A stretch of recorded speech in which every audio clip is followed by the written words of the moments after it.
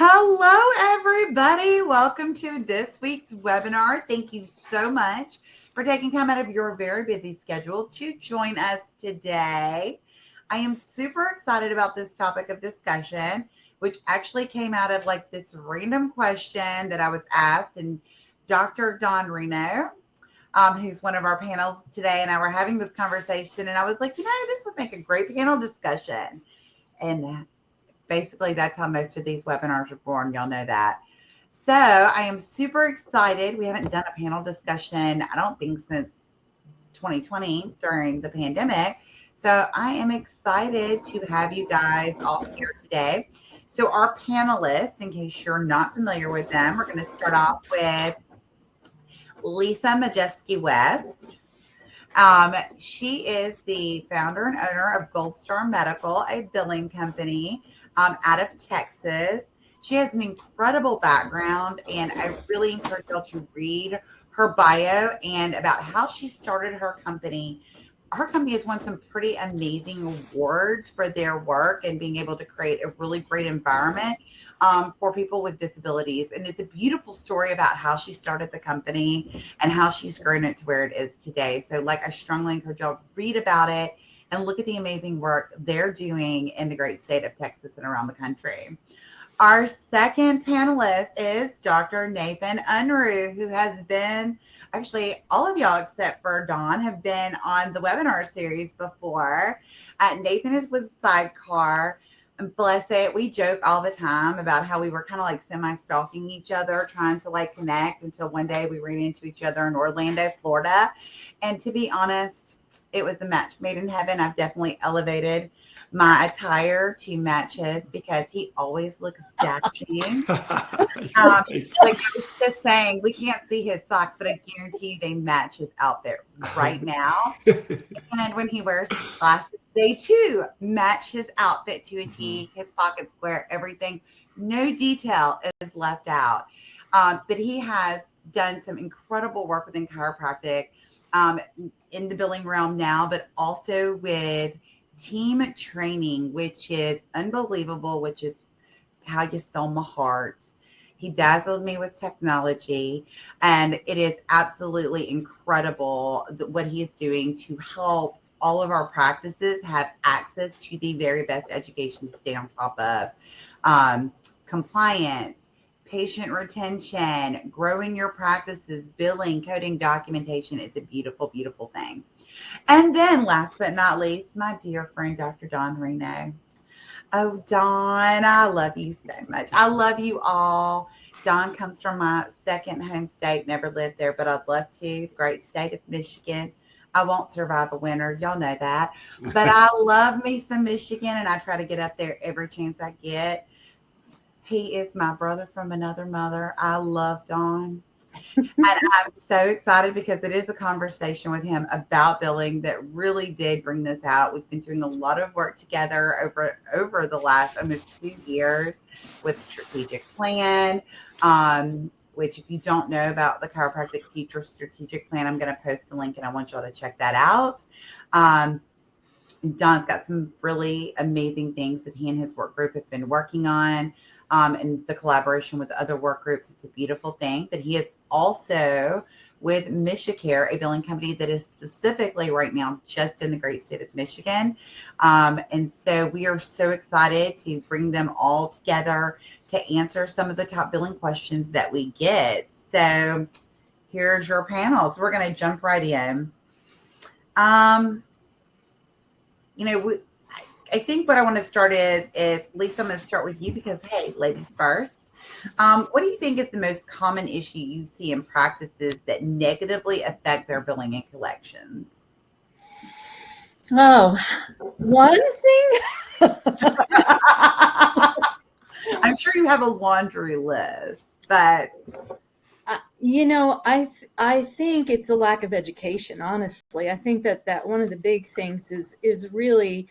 and I'm not just talking about a lack of education from the staff and the billing department standpoint, but even on the provider side, because, success in billing starts with the providers, and it starts with the providers understanding the medical policy that governs the procedures that they do, how to color in the lines. I always talk to my clients about that is, when they ask me, well, how many visits can I get for, Blue Cross Blue Shield, or how many visits can I get for Medicare? And it's like, well, what does the policy say? And they're like, what do you mean?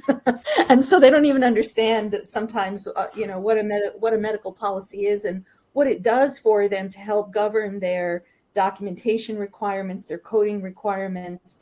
And so if that happens on the front end, and then you have well-trained staff who understand even how to read an insurance card, right? And understand if the word HMO on an insurance card, it says HMO, that all these little alarm bells need to go off, and you need to be doing some exploring into whether you're even in network with that plan or what. So I personally believe that education or lack of education and training on both sides, the clinical and the administrative side, are the main culprits of problems in the billing department. Because if it's not right on the front end, then that follows you all the way through the revenue cycle stream. Oh, I think that's an excellent point. And it's interesting is because, guys, y'all went to school to be doctors of chiropractic. So, and like, where do you even get that education? I think it's like a huge question. It's like somebody has to teach you about these things. Mm-hmm. Although I will say it does start with reading your provider contracts. Mm-hmm. Nathan, do you have anything you want to add to that? I would agree with Lisa 100% that bad data in, bad data out. So if you get the right data in on the front end, because it's very difficult as it goes further down, like Lisa said, into the revenue cycle, the more difficult it is. And it's hard no matter who's doing your billing, whether it's a billing service or internal in your team. It's hard to take the magic wand and pull that rabbit out of the hat when we've messed it up right in the beginning. So I would echo what Lisa said. 50% of the data we see of the mistakes comes from poor data. Didn't get an insurance verification. Didn't enter it into the system correctly. Then it trickles into not knowing your payers, like Lisa said. I love your analogy of color inside the lines. What's inside the lines for Blue Cross? What's inside the lines for Medicare? In knowing what those payers are, it's paying attention to your physical medicine guidelines. They'll tell us what we can do and can't do. And if we understand that and then make training something you do, not something you did with your team, and that can clear it up, and it's your money. Totally agree. Dr. Don, anything you want to add to that? Well, both of the rest of the panelists are spot on. I'd say our recognition and a common mistake is not having benefits verified, and then performing services and not knowing how you're going to get paid. We provide verification of benefits for our clients exactly for that reason.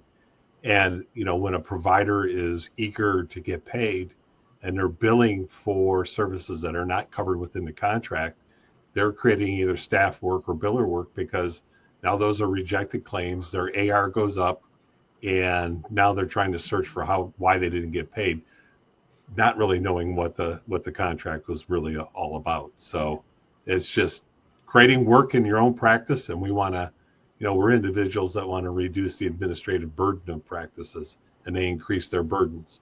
Yeah. So. Well, okay, so I love all of y'all's responses, and then just to kind of bring it back to the education portion, like, do y'all have any recommendations of the kind of training? Because I think even if you use a third-party billing company, and I think this is a huge misconception, that you as the practice owner have a responsibility to understand the billing process and what you can and can't do. And if you have team members in your office who are communicating with your billing, third-party billing company, and there's a transfer of data and things, they need to understand the billing process. So what do y'all recommend for training for the provider, business owner, as well as that team member? Nathan? Yeah, I'll answer it. First of all, I always want to look at if we're looking at a patient-centric office, which most doctors that we come across want to have a patient-centric office, that means let's see through things through the eyes of the patients. It comes down to the three wheels we describe at SideCar is you have, number one, get great clinical results. And most doctors of chiropractic do that. They get great clinical. They're good doctors. The second thing is a well-trained team in creating great fulfillment. So it's a great experience every time a patient comes in the office, that we're honoring their time. We're being intentional. But then the third wheel is financial accuracy. And this is why we're having the discussion today. If that wheel falls off, it doesn't matter how good the doctor is. It doesn't matter how good the team is. So therefore, when you look at that, is that making sure that you have a proper fee schedule. You're collecting at the time of service. You're entering the insurance verifications. You're getting the pre-authorizations. All those components. And it's so important that we train our team on how to get those components because they're the ones looking the patient in the eye. Yeah. They're the ones having the day in, day out conversations. We want to strengthen that relationship. So I always want to look it through the eyes of the patient and look at those three wheels. And if we get all those right, that's when we see our businesses grow. I love it. I love it. I think, as far as the educational piece of it, I really think it's important to go to the source.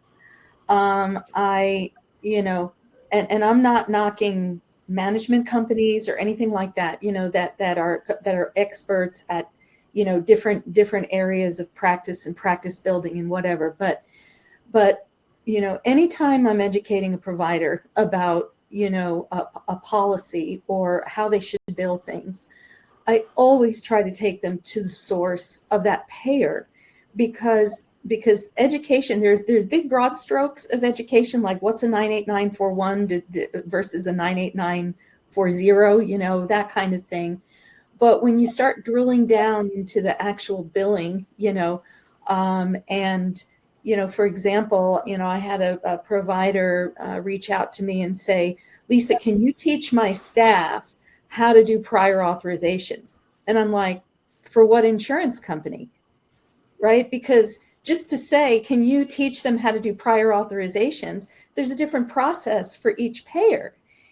Sometimes it's a phone call, sometimes it's a form, sometimes it's online through a portal, and you have to answer the right questions and so on and so forth. So, to ask a big broad stroke question like that is almost impossible to answer unless you go to the source. I start with Medicare because Medicare is kind of like the mother of insurance. So, but that doesn't always translate to your commercial payers. Sometimes your commercial payers are going to have very different policies, vastly different than the Medicare policies. But Medicare is a good place to start to understand. And actually, Medicare is probably one of the best places to go for education. They have a wealth of it, But I'm a big proponent of going to the source. It's not like what I think or what I think should be done. It's like, okay, what does this particular payer say about this particular scenario, right? I love that. And I will second that Medicare has unbelievable resources available on all kinds of topics with billing, coding, compliance. In fact, I use some of their resources for my CE every year.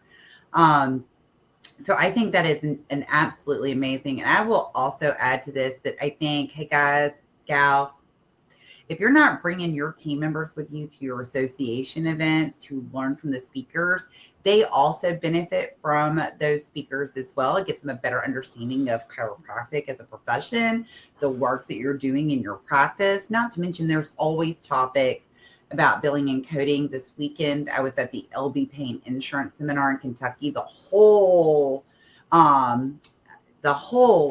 seminar was about insurance. And there were about 60 staff team members present, and they got so much from every one of the speakers. And we talked about everything under the sun that weekend. So there is a lot of benefit to bringing your team with you. Dr. Reno, is there anything else you'd like to add? I would play right off of what you were saying. Your state association usually is a tremendous resource. I know Michigan has always been good to me. Our state association does the ins and outs. So a lot of times they do that direct education themselves with, let's say, Medicare, and then they bring that to our seminars, in-person seminars, and our webinars. So it really puts our members at an advantage.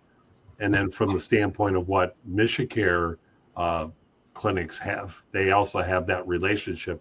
We're a subsidiary of the state association, so we can commonly just take and move our practice over to an expert at the MAC, and they can answer the questions that they don't have to do the big dig on the national websites or with Medicare, with CMS. So I love that. And so, Dr. Reno, what are some of the most common mistakes that you see from your Michicare clients that are causing denials? Well, I'd say from the get-go, improper coding and insufficient building of the diagnosis is very high. Rejections start to creep in with timing and the length of treatment plans without either a documentation for a new injury or an exacerbation.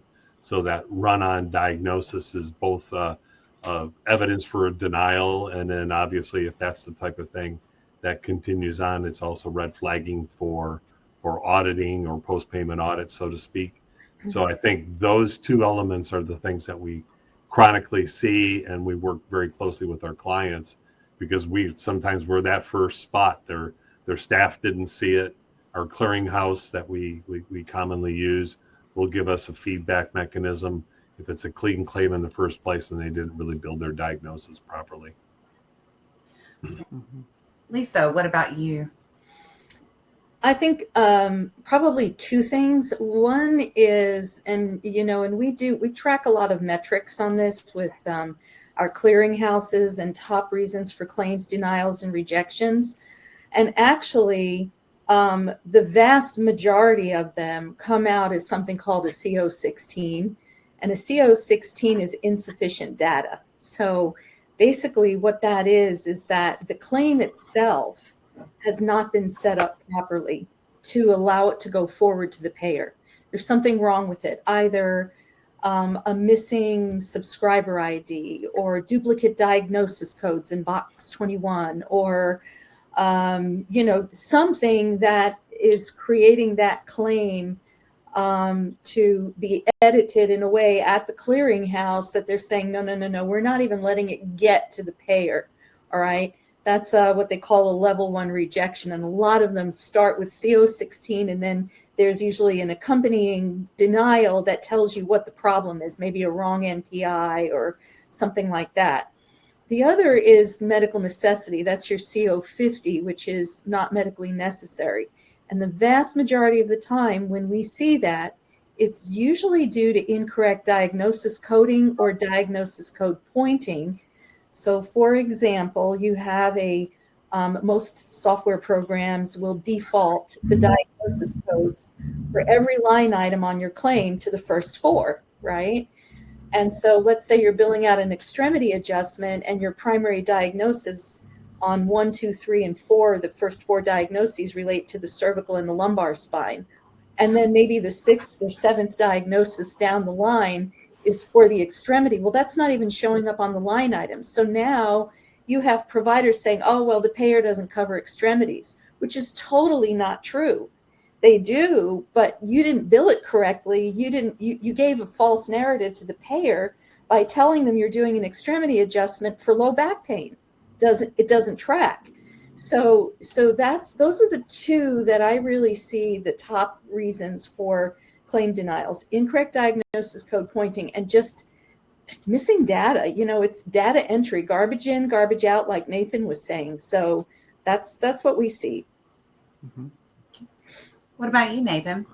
Yeah, I'm going to echo everything they just said, and they said it brilliantly. So bad data, poor diagnosis coding. I think what Lisa said before about not knowing your payers, it's our responsibility and accountability for ourselves as doctors, as well as our teams, to understand go back to the source and use the data to tell the story.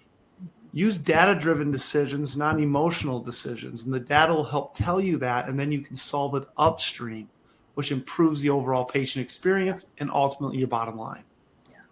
I love that.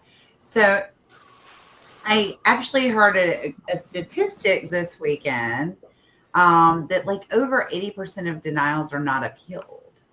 And that insurance companies actually bank on the fact that we do not appeal our denials in chiropractic.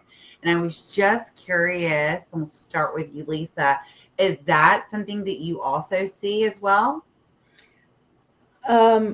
Yes, I mean, not with our company.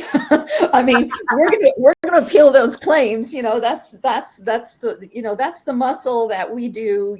For our clients is we make sure that if those claims are appealable, we're going to appeal them. And sometimes, I think what happens is on the in-house side of things. When you have billers and you have a department in-house, is that a lot of times those departments get a little watered down.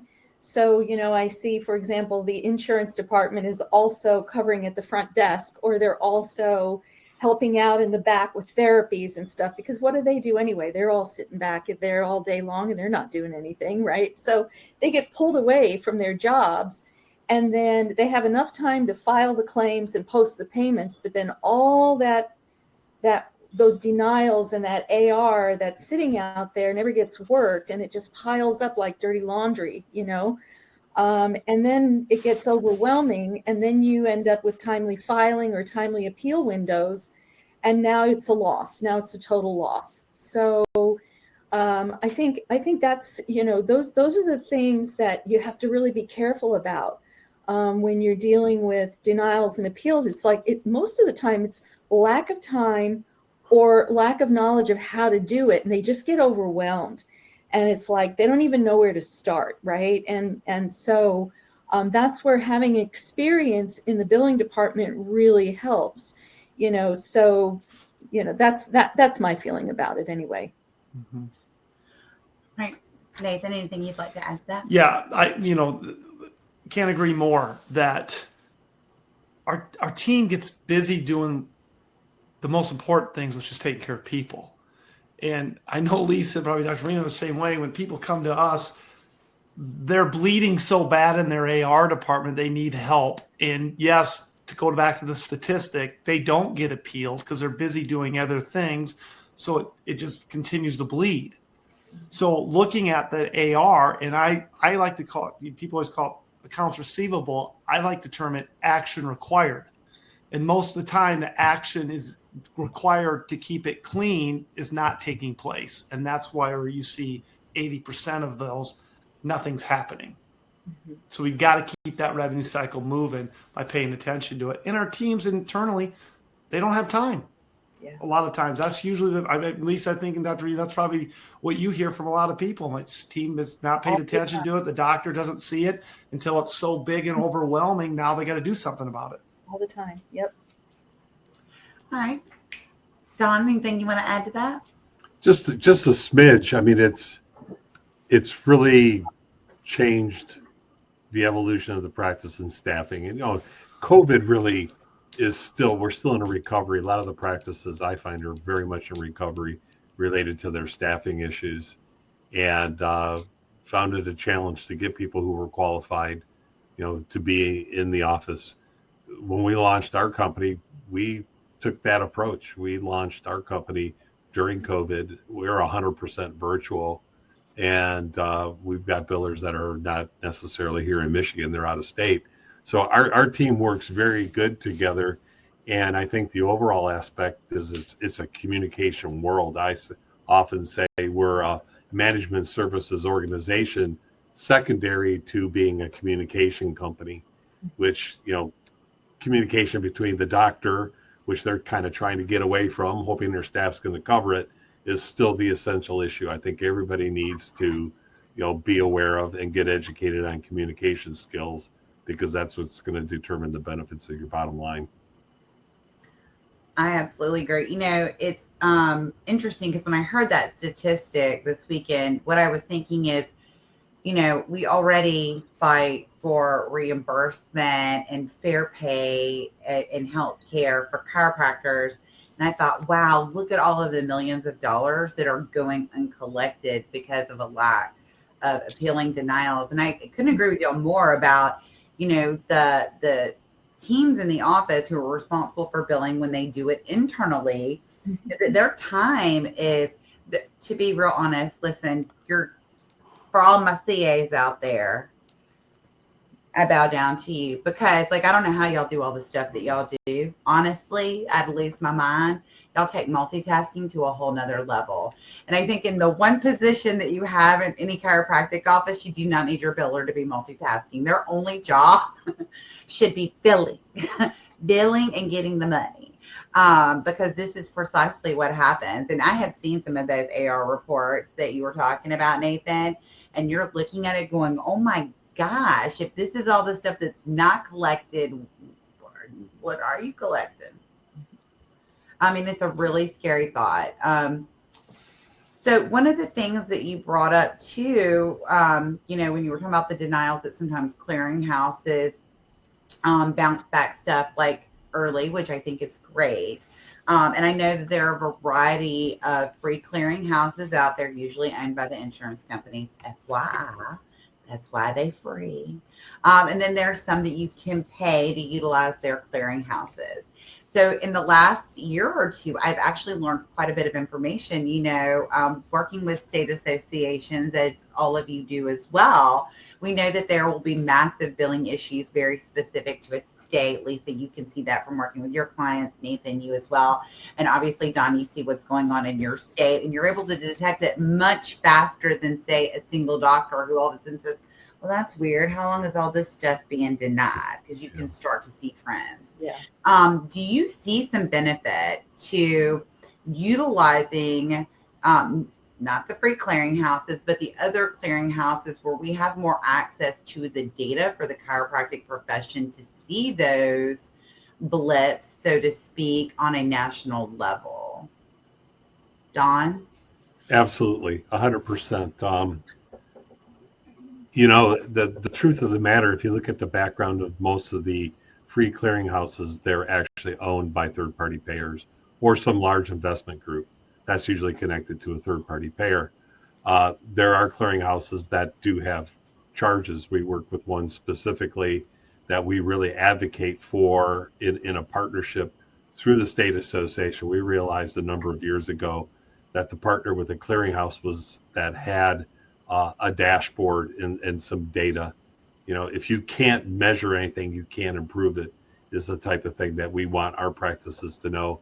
And we run that way as an organization. So if you're hoping that you're going to have a good defense in a post-payment audit without data, I think you're missing the ball. You really need to have your initial defense.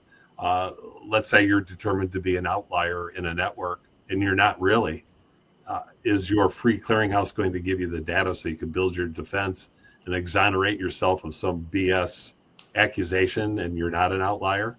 So I challenge our practices to take a look at their business model, and if they need to change their budgeting and their practice to go for a paid-for clearinghouse, I absolutely endorse that. And I think that's so funny because you just talked about being the outlier, because one of my states that I work with, their whole state, all their chiropractors got letters in the mail saying that they were outliers and that they were billing a specific code outside of the average. And because, again, they had access to a dashboard for a not free clearinghouse, they were able to look it up in comparison from around the country as well as in their state. And in fact, that was not the case. And their state association was able to go toe-to-toe with the insurance company and say, you're wrong. And they said, oh, I'm so sorry, that letter was sent out by mistake. Yeah, I bet it was. Mm-hmm. So what are your thoughts on that? To me? No, Lisa, I was asking her. Oh, Sorry, it's my Southern accent. well, no, I mean, I totally agree. And I also think that and I'm sure, my two colleagues would agree with me on this, is that most providers do not use all the resources available to them at their clearinghouse. I mean, a clearinghouse is just that, and a good clearinghouse will allow you to really consolidate your workflow of your revenue cycle into, your practice management software and your clearinghouse. That's the goal, and it still astounds me that, sometimes we'll take on a new client, and for example, they'll have, their United Healthcare EOBs going to United Healthcare, and they'll have their Medicare EOBs going to the Medicare portal, and nothing is coming in through the clearinghouse instead of bringing everything through the clearinghouse. And they're still sending out paper patient statements instead of letting the clearinghouse do the balance billing for them. Many clearinghouses now act as patient portals where patients can log in to the clearinghouse if you subscribe to this part of it, and they can make their payments online. So a secure message can be sent through the clearinghouse when there's a balance due to the patient, and the patient clicks on it on their smartphone and they can make a payment.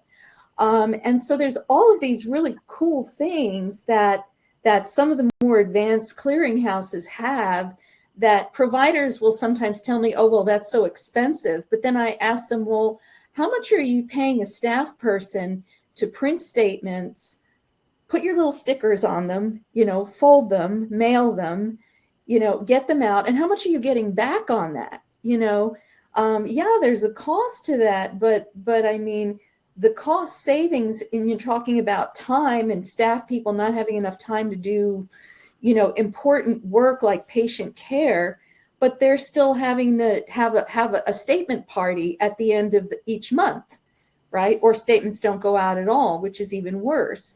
And so clearinghouses aren't just for filing claims anymore. A good clearinghouse can really help you with revenue cycle management from start to finish. So, that's how I feel about, I think that you get what you pay for. Let's just say that. I was just thinking that. I'm like, you get what you pay for. And it's funny because the cost of a service, I think, is relative. If you start to think about how much you're paying for things that may or may not be able to get done, because we ask a lot of our team members, especially if it like streamlines processes, makes things more efficient, and generates more money. Mm-hmm. Nathan, any thoughts? Yeah, there's free cheese in a mousetrap, right? And if you look at the investment of the clearinghouse, it's an investment, not a cost. And what Dr. Reno said about data, we got to have the data, and data allows us to make the decisions. And if you ask the technology companies, whether it be an EHR company or your clearinghouses, we know that they're only using 20 to 40% of the capabilities of that software. Yeah. Why? Because they don't have time to go and learn the nuance of how to use these technologies and help to automate and then have the data real time to be able to make those decisions. And change is hard. I mean, like Lisa said, sticking a stamp on the envelope and printing those patient statements, it's what we've always done, and it's hard to change. So I think the biggest thing here is that I can't agree with you more. You get what you pay for. You want to dive in and understand what is the nuances, what is the benefits and the investments of using technology. And if you don't want to take the time, I get it. That's why you outsource it. Mm-hmm. Can I add something real quick right off of Nathan's comment? Yeah, there's free cheese in a mousetrap, but remember, the second mouse is always fat. Amen, brother. and that second mouse is your insurance companies. They're feasting on the cheese that you got trapped on. So don't let them be the fat mouse. Yeah, so well said. Okay, Lisa, Stacy wanted to know, what is the best way to find out what the clearinghouses offer that they're not utilizing? I think just, doing a search. I mean, you can just go to the clearinghouses, the websites themselves, and you can look at all of the different opportunities and offerings that they have. They're pretty transparent about it. The clearinghouses don't always answer the phone right away, but the sales teams do. So, if you get the sales department of the clearinghouse, they'll be pretty quick to get on the phone with you and talk to you about your particular needs and what they are capable of doing for you. And they're very competitive. I love that. Okay, so Karen was wondering if we could touch on the new guidelines from Blue Cross Blue Shield of North Carolina for chiropractic care. They are having to point procedure codes to the correct diagnosis codes. Can any of y'all provide any additional details on this subject, or have any of y'all heard of that or aware of that? Probably not Dr. Reno, because he only works in Michigan, but Nathan or Lisa? Lisa, you probably answer better than I could, because I'd make my first phone call to my North Carolina person. So I don't know. My team. We have North Carolina clients, and basically what this actually is this is just data mining edits that are introduced into payers' software processing. So they're not really. You're supposed to pinpoint diagnosis codes, but what's happening now is claims processing software at the payer sites are getting more and more sophisticated to where they're reading, like, for example, what Medicare does is when you process a claim through Medicare reads diagnosis code 1 and 1 only, okay? And that's the diagnosis code in box 24E, which is the diagnosis code associated with the line item that you're billing out, right? Which goes back to what I was talking about. Your software doesn't do that. It defaults usually to the first 4 diagnosis codes. So if you're not paying attention, right, then what's going to happen is every procedure that you bill on your claim, and in chiropractic, we can fill up a claim form with 6 to 12 procedure codes, and every single one of them has the same diagnosis code. North Carolina has introduced an edit saying, if every procedure is the same diagnosis, then some of these obviously are not medically necessary. So that's what that's all about. It's not that they're making you do something that's an outlier or different. You're supposed to be pinpointing. It's just that now they're enforcing it through their processing edits. Great. People have a lot of issues with Blue Cross Blue Shield today. Courtney said she's getting denials from Blue Cross Blue Shield, and the reason is excludes 1. She's double-checked codes and cannot figure out why the claim was denied. She said both of the patients have been under care for a few months and have never had a denial with the codes before. Any thoughts? Yes. Does anybody else want to talk about that, or? Fire away. You're on it. Okay. So an excludes 1 note in diagnosis coding basically means that there are 2 codes that are being paired together that can never be coded together. Okay. And you can find this out through an ICD-10 code book. So if you go to an ICD-10 code book and you look up the code at what we call the family source name, which is the first 3 digits of that code, M51, M50, M99, point, blah, blah, blah, blah, blah, right? Usually those exclude 1 codes will be either at the source, at the top of that entire chapter, okay? Or it may be a little further down into the more specific codes. So for example, there are excludes 1 edits on billing for scoliosis and kyphosis at the same time, right? They're saying you cannot code, I think it's M50 codes and M51 codes concurrently because they are too similar in nature. And that's what an excludes 1 note is. And so having an ICD-10 code book that actually shows you those excludes one codes will help you understand why you're getting those denials. Okay. But excludes one simply means that within the ICD-10 code set, these two code pairs, and sometimes, in chiropractic, we have 12 codes on a claim form. So we don't know which ones are kicking that excludes one and that excludes one edit, but look for codes that are very similar in nature, and that's usually where you'll find the excludes one edit. I love that. And let me just state too, for all of our billers who are watching this, if you're doing in-house billing, make sure that you are using the most up-to-date code book.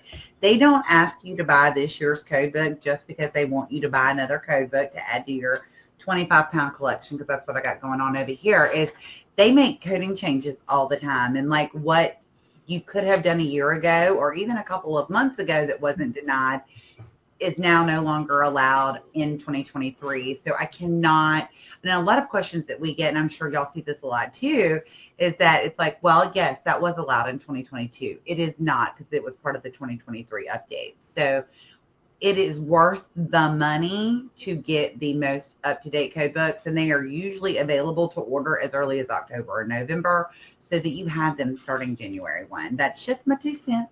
Well, and you have to understand that the new ICD-10 code set comes out October 1 of every year, because it goes on the government fiscal year. So your ICD-10 codes will be updated as of October 1 of every year. So you have to understand that the CPT books, January 1, the HCPC books are quarterly, but the ICD-10 code books are October.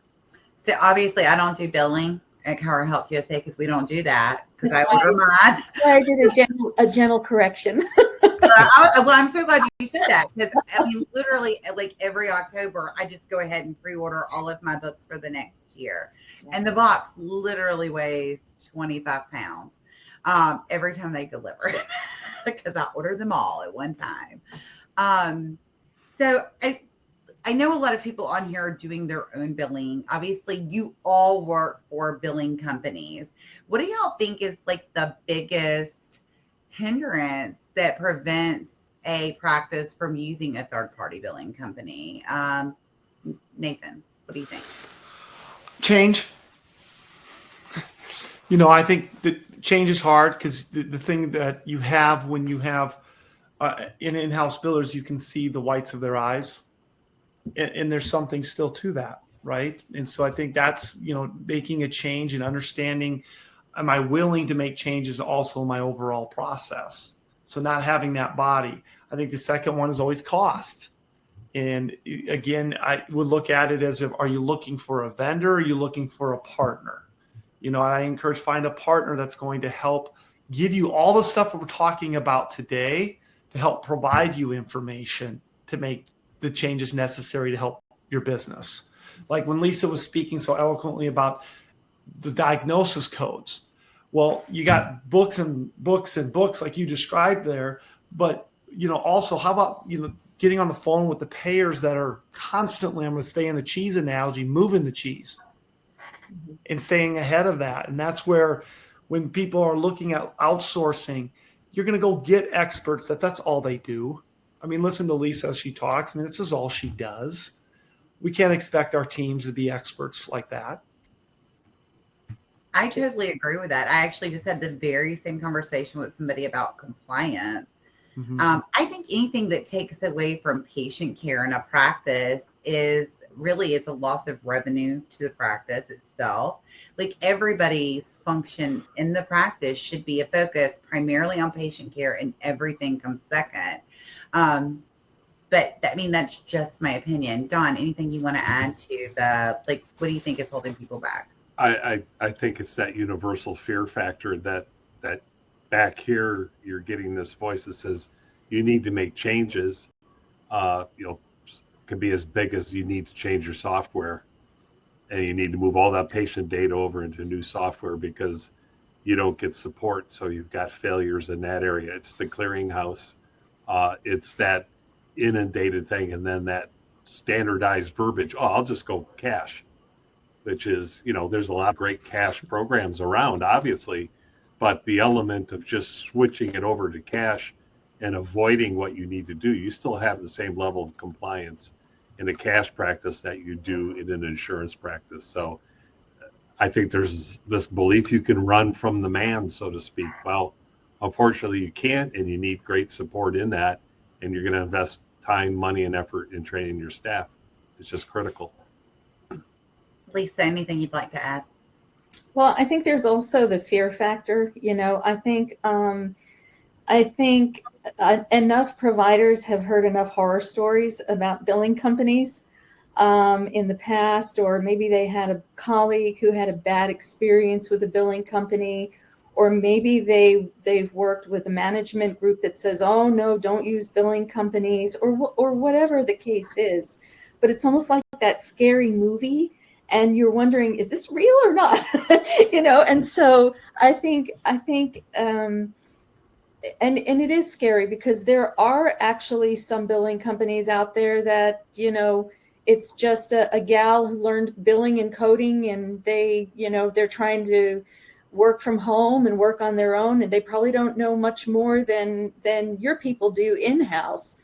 So I think it's very important, if you're going to be looking at, going with a billing company, that you go with one with a track record, right? That knows your industry, that knows, that has a good reputation, and so on and so forth, as, all of us do. And so, I think that fear of the horror stories or the scary stories they've heard about billing companies really can play a big part in that. They just haven't had either, or they had a previous bad experience, and that's put a bad taste in their mouth about billing companies. And now they're really stuck, because they have a terrible staff, or not a terrible staff, but just a staff that doesn't really know what they're doing. They've had a bad experience with a billing company, and now they're like, oh, what do we do now? So. I love all of y'all's feedback on what holds people back, and I could not agree more.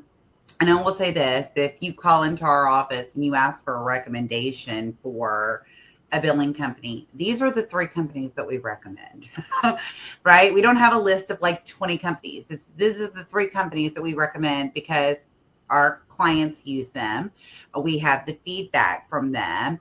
And it's just like with software that I always tell people, they're like, what software do you recommend? Well, here's a list of 5 that we work with, that our clients work with, and they have the best positive feedback about the experience. And I always tell people, I'm like, there's no one size fits all, right? Because if you do any type of demo with somebody, they're going to show you a Ferrari, even though you might use the Yugo, right? So have very specific questions when you're talking to somebody about doing your billing. Like, do you handle these things? What are the costs involved? What are your responsibilities? What are my responsibilities? Because just because you use a third party does not mean you get to just hand it to them and walk away. Just that's not how that works. So I love what y'all are saying. And I think fear always plays a big factor in change. Nobody likes change. It's uncomfortable. I mean, it usually has great results after you get through that awkward phase. But, find the people that are going to, like the company, the biller that's going to mesh with you and your personality, that you communicate well. You know what it's like? You walk into a room full of people, you meet that one person, and immediately it's like you've known each other a lifetime. That's the relationship you want with your biller. That relationship. So I have, can you explain the proper way to resubmit a claim that has been denied? Is there something I put on the HCFA form? Who wants to take this? Lisa's going to speak better than myself on it. Yeah, I'm not a biller. Actually, as soon as I said, do you want Am I gonna? I knew you were going to be like, please. We'll point to Lisa for all the technical questions, right, Dr. Reno? That's right. Well, again, it depends, right? It depends. So electronically, if you're resubmitting electronically, there's a different process for it. There are resubmission codes that you need to have in certain loops and segments of your electronic claim. You have to reference back to the original denial and have the EOB reference number on the claim. You can't one thing you can't do, and I will tell you this, is don't just correct it and resubmit it, okay?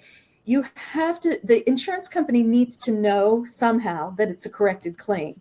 Whether you are doing this as a paper claim, if you can do commercial, you can resubmit on paper with corrected claim written across in box 19. There are different ways and approaches to do it. And one of the things that you would really want to do is check with your payer. A lot of payers now, for example, Availity is a multi-payer kind of clearinghouse that handles claims processing and reprocessing for a number of different payers. And it's based on the state that you're in. So if you go to My Payer Spaces in Availity, it shows you all of the payers that are supported by your Availity account.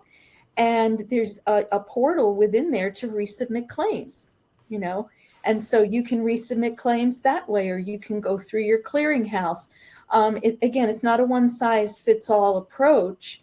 So there's not one answer that you can give. But there's one answer that I can give is don't just fix it and then send it back with no indication that it is a corrected claim. I totally agree. And if you can look up the appeals process with each one of your payers as well. There's a lot of information on your payer websites and in your contracts. Right. I say that a lot. Read your contracts. You didn't read them. It's okay. Read them now. Yeah. Read them now. And if you don't know where they are, you can request a copy of them.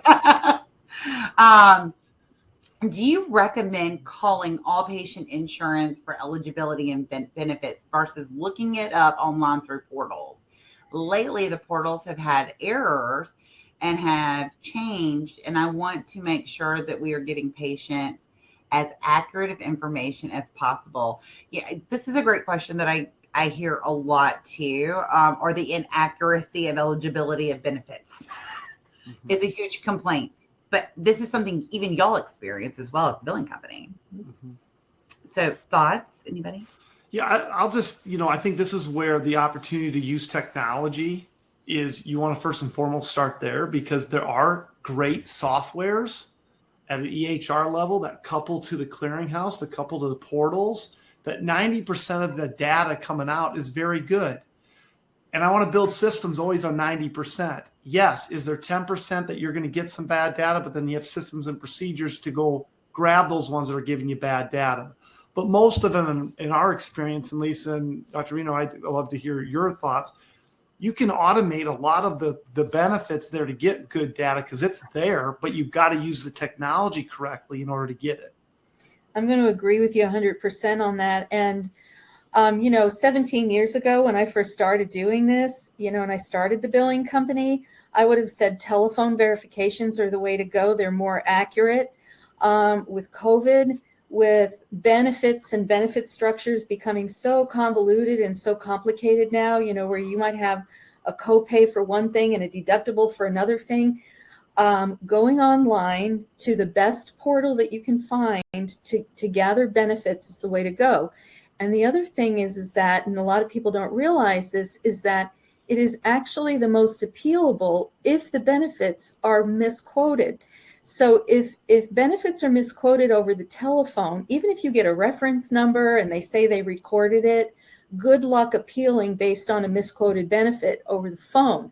But if you print up a benefit quote online and you have a time and date stamp at the top of that computer of that piece of that PDF document that shows when you got those benefits, and then they process it in contradiction to what is stated on the benefit quote, you can appeal that and win, you see, and where you can't do that if you get the benefits over the phone. So there are times when telephone benefits are necessary, but I'm with you, Nathan. I think that nowadays, the vast majority of the time, you're going to have better luck getting your benefits over a portal than through the telephone.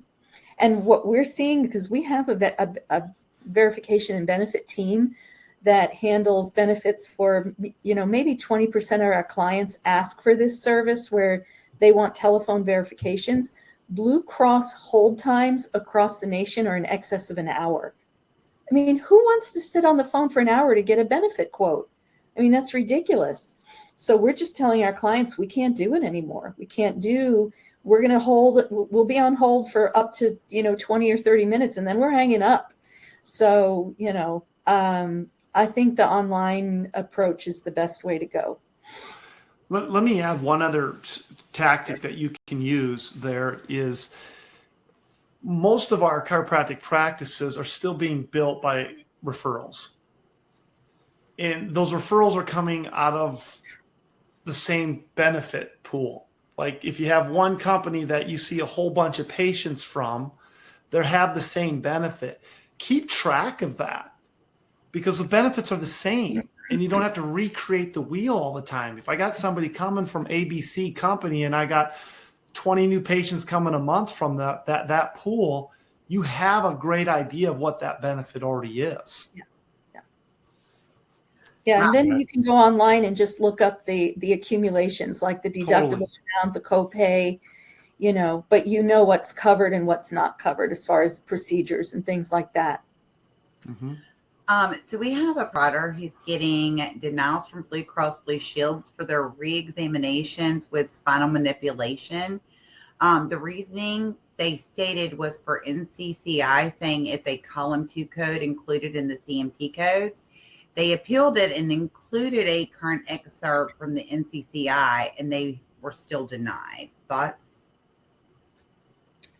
I've done a lot of research into this, and here's the big problem with the exams being billed in coordination with the spinal manipulation. And what it actually has to do with, without getting way too technical, is something called the global period, okay?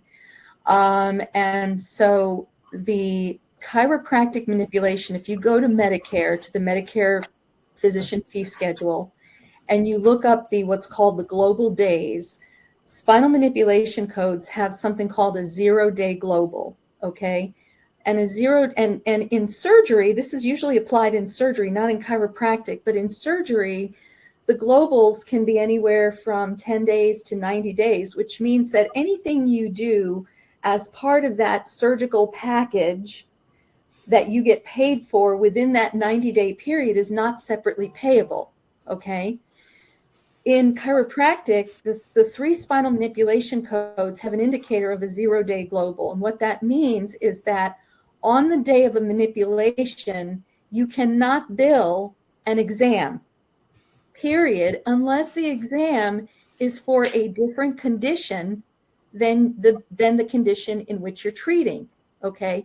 So just to bill a re-exam just to check on a patient's progress would be included in that 0-day global, and it's not separately payable. And I'm seeing a lot of providers trying to fight this and getting nowhere. And honestly, it's a waste of time if you're billing the same exact diagnosis code for the exam as the spinal manipulation. Now, if you're doing a spinal manipulation on a patient one day and they come in and they have a new condition or a new problem, then absolutely you do the exam, you pinpoint the diagnosis code, you still might get denied, but then at that point you could send in your provider notes and then get that appeal overturned, okay? But that 0-day global is the thing that's the stickler. And FYI, therapy codes have no global indicator. So you could bill an exam in your therapy codes like 97110, 97140 on the same day as an exam, and those will get paid, but the spinal manipulation codes will not. Wonderful. Okay, now this question is for you because it's Texas. So I have a provider from Texas. Hey, girl, I miss you, by the way, Dr. Lawless. She needs help with Medicaid. She said she can find lots of information to help with Medicare, but she is one of the few CARs in Texas that does accept Medicaid, but there's just not a lot of information available for billing. And so where would she find those resources? She would need to start with the Texas Medicaid website. And the thing about Texas Medicaid is that the vast majority of it is managed care. So you have to know who the payer is. So, there's like Simpatico, and there are different managed care organizations depending on what the assignment has been from Texas Medicaid for that patient. And the thing about Texas Medicaid is it can change from month to month. So you have to re-verify those Texas Medicaid benefits every month to make sure they haven't been moved to a different managed care plan. But you have to go then to the policy of that managed care plan and look for the Medicaid policy at that managed care plan. So you're not going to find it as much at the Medicaid site as at the managed care plan site. Thank you. And they can call me if they have any questions. So I was going to get to that too. So, and we're going to give out y'all's contact information. So if they wanted to reach out to y'all with questions afterward, because there's only so many questions you can cover in an hour, and y'all are all going to think of more questions in about 30 minutes after this is over. Like, why didn't I ask that? But before we kind of like wrap up for today, if like I could have each one of you just like very quickly, like talk about your company, how long you've been in business, like what kind of experience do your billers have? Again, like I said, Dr. Don Reno, his company, Michicare, is obviously just in Michigan at this time from a Michigan docs. But we'll start with Lisa. So the name of my company is Goldstar Medical Business Services, and we have been in business since 2005.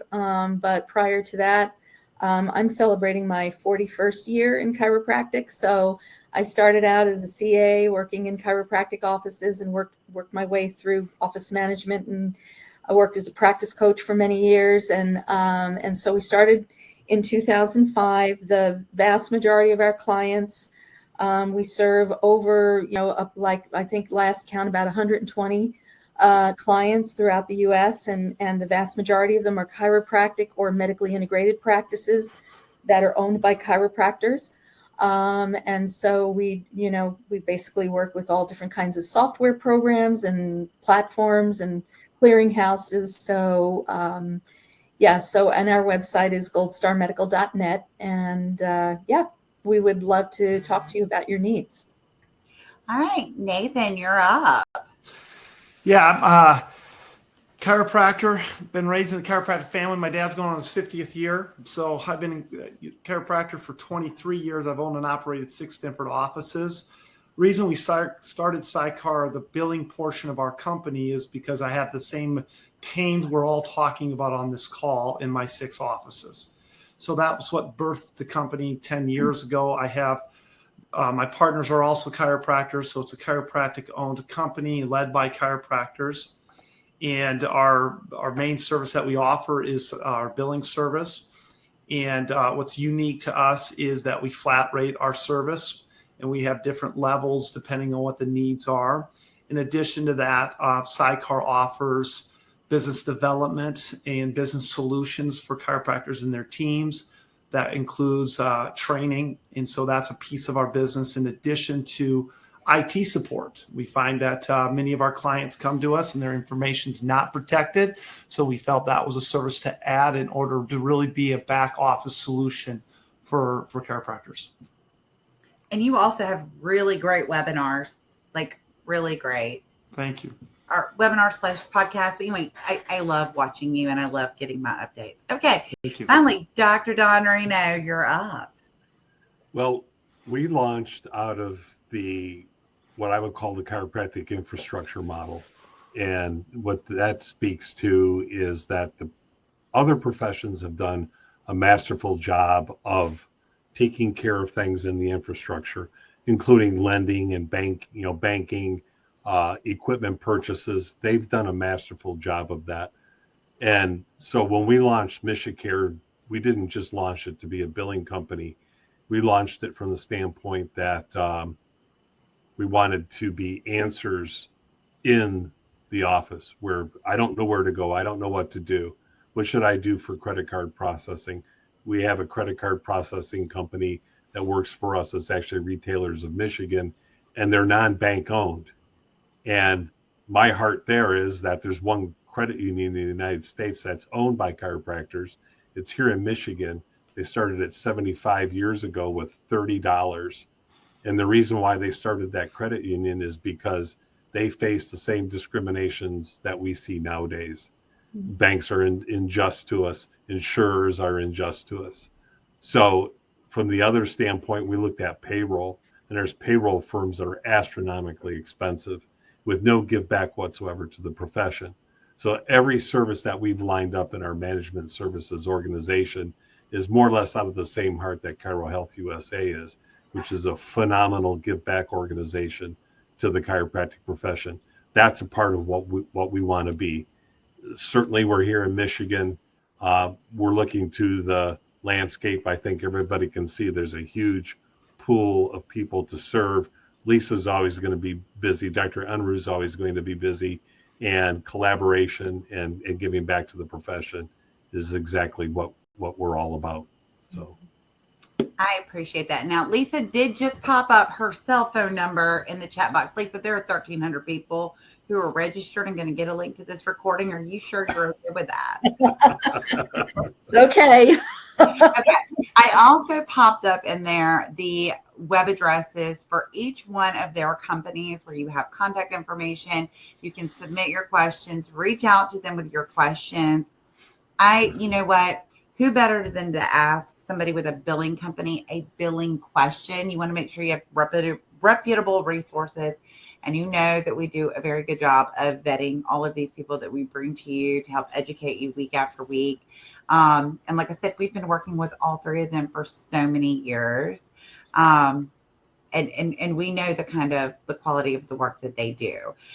So it's in there. And Tracy, I did answer your question in no particular order. My five software companies. Y'all don't shoot the messenger because I know not all of them are popular, but pick the one that's right for you. And if you want to know about my 3 billing companies, here they are. So I want to thank y'all so much for being a part of the webinar series today, taking time out of your busy schedule, for helping to share your depth of knowledge on this topic, because there's a lot of misconceptions. There's a lot of differences between payer types, even in between the states and payers. And when you have Blue Cross Blue Shield, like it's different everywhere. So I thank y'all so much for taking the time to be here. We have our next webinar in 2 weeks. And you can go to the website at ChiroHealthUSA.com/webinars to, check out the next couple of webinars that are coming up. Next presenter is going to be Dr. Kristi Burns, and we're going to be talking about postural neurology for maximum impact, because we're like all over the place with these topics of discussion. And then we have Dr. Michael Sinnell, who's going to be talking about chronic pain and inflammation. And then we're going to kind of switch things up, and we're going to be talking about communicating with your patient and realizing that when you're talking about chiropractic, no matter how casual, whether it's a personal or professional conversation, anytime you talk about chiropractic, you're actually a salesperson, because you're educating the public about what you do and selling them on chiropractic and how to utilize that and maximize your communication skills to bring more people into your office. And we're also going to be talking about mental health, your mental health as a practitioner and that of your team. Because let's be honest, we all face burnout, and it's like how to recognize the signs and then what to do about it, so it doesn't spin out of control. So again, check that out, ChiroHealthUSA.com/webinars. And again, if you have any kind of suggestion for what you'd like to hear about on the webinar series, send me an email, because otherwise it's just whatever my flight of fancy is at the moment. That's what you're going to get. Which is obviously my ADD is in high gear because it's all over the place. So thank y'all so much. Y'all have an amazing rest of your day. Yeah. Thank you. Have a good week. Thank you. Bye-bye. All right. Bye, y'all. Bye.